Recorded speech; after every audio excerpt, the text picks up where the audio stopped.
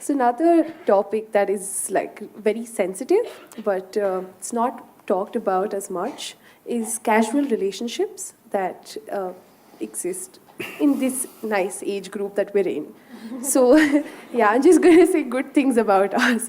So people engage in physical relationships today, and what they lack is a lot of emotions. And we want to know if it's opinion, I mean your opinion on it, and whether people do it by choice. Is it healthy? Is it, what to make of it? Mm-hmm.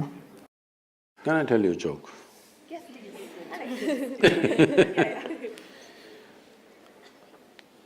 There was one Mrs. Bhatia. No Bhatias? I could change the name.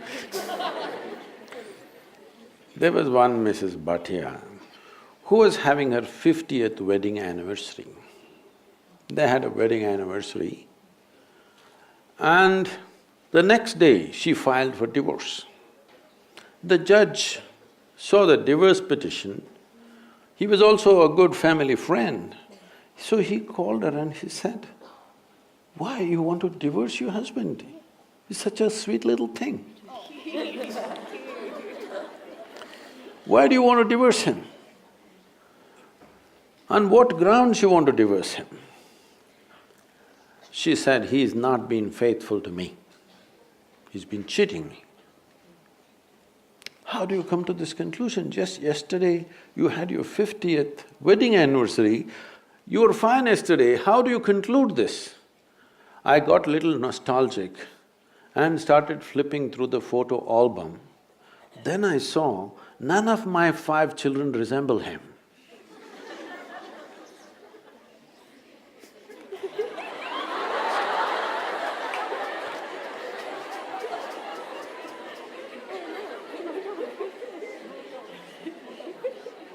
So,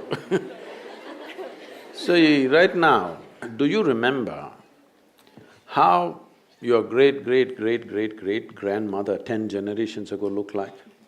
You don't. But her nose is sitting on your face right now. Your body remembers, yes or no? Yes. Your body remembers even the skin tone of your forefathers 1,000,000 years ago, it still remembers, not forgotten. So what you're calling as my body is an enormous amount of memory, isn't it? What you carry in your brain as memory is minuscule. What you carry in your body, there is evolutionary memory, there is genetic memory, there is karmic memory, there are articulate and inarticulate levels of memory. There is so much memory. You think you know how to walk right now, please understand, only because your body has built up that memory. If your body forgets, you won't be able to walk. So, the amount of memory for every simple thing that you do, you know what to eat, what not to eat, how to eat, you must put it in your mouth, not in your ears. This may look funny, but you would not know if you don't remember. So, your body is a repository of tremendous amount of memory and it's picking up all the time. If you walk from here to here, there may be 50 different kinds of mild smells. You may not consciously notice, but the body is picking it up and it recognizes. All the time it's recognizing, that's how you know what is good smell, what is bad smell, this is this smell, that is… You recognize the different aspects of sound, smell, this, that, because constant recognition is happening. So this body memory, traditionally in this culture, we call this as runanubandha. That means physical memory that you build. You can either consciously build your physical memory or you can simply take in wild amounts of memory and go through lots of physical confusion. So wherever there is impact, I don't know if you still have these things, maybe in your generation is gone, but still there will be people in Bangalore city, if you ask them to… if you try to give them salt, they won't take it, they'll say, keep it there. If you try to give them sesame seeds, they will say, please keep it there. Because they have recognized many substances which can easily carry your memory and it will become mine if I take it.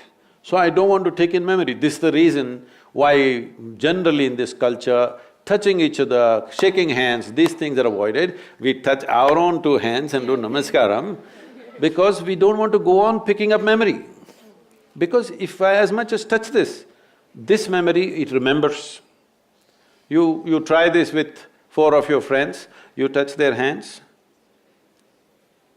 Don't try to consciously remember, every day touch their hands, forget about it. Tomorrow, if that person comes and touches you, you know it's this hand, isn't it? So the body remembers, it's not the mind. The physical body remembers, this is called as runanubandha. When there is a sexual interaction or there is any kind of intimacy which involves thought, emotion and body, the amount of memory that is left in your system is very big. It is from this context they said you must keep this as simple as possible. There are other aspects where in certain tantric process and all they're involving, they are preparing themselves for years to distance themselves from the body in such a way that the body doesn't pick up anything from anywhere. This is being done like a sadhana, not as sexual promiscuity. So, the question is not of morality, the question is of what is it that you want to do with yourself in your life. If you want to be in such a way that in your life, your inner intelligence will be the most dominant thing in your life, not your physical body, then you must keep the body's memory as simple as possible. This is why simple types of food, people go into very simple kind of food, not complicated. Even now, I eat 1 meal a day and I eat only 1 item in the meal. I won't eat 10. I may eat all of those things another day, but today I'll eat only 1 item because it makes a huge… Just experiment and see, don't go by what I'm saying. Just experiment and see, especially when your examination time comes, eat simple food and see what a difference it makes for your intelligence, how it functions, how alert you are, everything. So, what is it that you're trying to build yourself to? Do you want to build yourself to be a sexual supernova? Or… No, I'm saying some people may have that intention, that's up to them. But what is it that you want to do with your life is something that you must decide. If you have decided that, it's very, very important that you don't unconsciously pick up enormous amount of memory because this will lead to… Later on you will see, it'll become very difficult to remain peaceful and joyful in your life, no matter what good things may be happening, simply because there is confusing memories in the system. When something else of similar nature comes, the body goes into a turmoil of confusion. It may not translate into your mind, just physically it will go on. So, it's a choice that one has to make. It's not a question of morality, it is a question of living sensibly.